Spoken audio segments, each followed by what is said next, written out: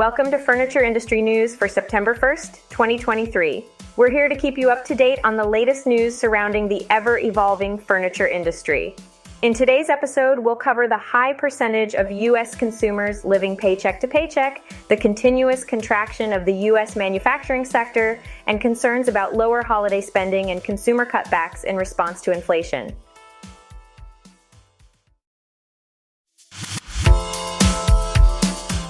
According to a recent report by Lending Club, over 60% of U.S. consumers are living paycheck to paycheck. Interestingly, a significant number of these consumers attribute their financial strain to non-essential spending. The report, which analyzed data from 3,443 U.S. consumers, revealed that approximately 16 million Americans, representing just over 10% of those living paycheck to paycheck, cited non-essential spending as the primary hindrance to escaping their current financial cycle. An additional 21% of paycheck-to-paycheck consumers identified non-essential spending as one of the reasons for their struggles, though not the main factor. Aliyah Dudum, Lending Club's money expert, emphasizes the impact of non-essential spending on consumers' financial stability, stating, "With ongoing inflation requiring consumers to tighten their belts, non-essential spending can mean the difference between living paycheck to paycheck or not."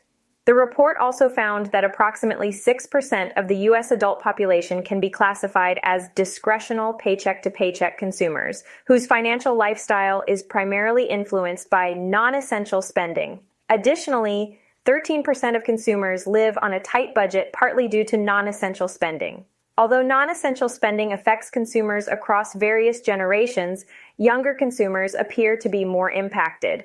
A significant 29% of Gen Z consumers living paycheck to paycheck identified non-essential spending as a contributing factor, with 15% citing it as the primary reason. In contrast, only 12% of baby boomers and seniors attribute their financial situations partly to non-essential spending. Dudum advises all consumers, particularly younger generations prone to indulging in non-essential spending, to regularly assess their spending habits and be mindful of the compounding effect it can have on their financial stability. Failure to do so may lead to mounting debts. Interestingly, non-essential spending doesn't solely affect those in tight financial situations. The report reveals that at least 74% of consumers acknowledge purchasing nice-to-have items during grocery shopping, while 70% admit to doing the same for retail purchases. Younger consumers were found to be more inclined to spend on activities, travel, and personal services compared to Gen X, baby boomers, and seniors. The Institute for Supply Management's August report on the U.S. manufacturing sector reveals a contraction for the 10th consecutive month.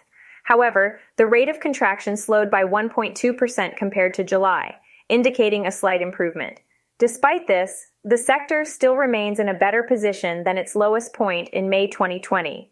Timothy R. Fiore, ISM chairman, stated that the U.S. manufacturing sector did experience a decrease, but the uptick in the index signifies a slower rate of contraction.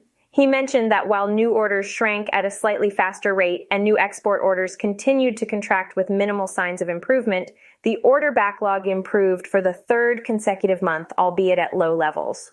Panelist companies stabilized production compared to July, managing headcounts primarily through attrition. Fiore noted that production execution aligns with reduced output levels based on panelists' order books, and suppliers still have available capacity. Prices remain generally stable. Furniture, which had previously shown consistent growth for 3 months, experienced a decline in August. Out of the 18 manufacturing industries recognized by the ISM, only 5 reported growth, with the remaining 13 contracting. Furniture reported no change in new orders, production output, and employment. It also had one of the highest order backlog increases.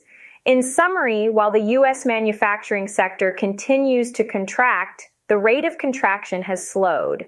Furniture, which had been a standout performer, experienced a decline in August along with most other manufacturing industries. The recent supply chain survey conducted by CNBC suggests that retailers in the home furnishing sector may face challenges with excess inventory and its impact on sales for the remainder of the year. According to the survey, retailers across all product segments anticipate a mix of discounts and disappointing sales during the holiday season and beyond. The study highlights that 2/3 of retailers expect shoppers to focus on discounted goods during the peak season, with more than half of the sales being promotionally priced items. This trend is not surprising given the previous year's inventory levels, which led to significant discounting by big box retailers like Target and Walmart. Furthermore, new CNBC retail surveying reveals that consumers' reduced spending continues to be a concern. The majority of respondents anticipate a lower peak season compared to last year, and there are worries that consumers will cut back on holiday spending due to inflation.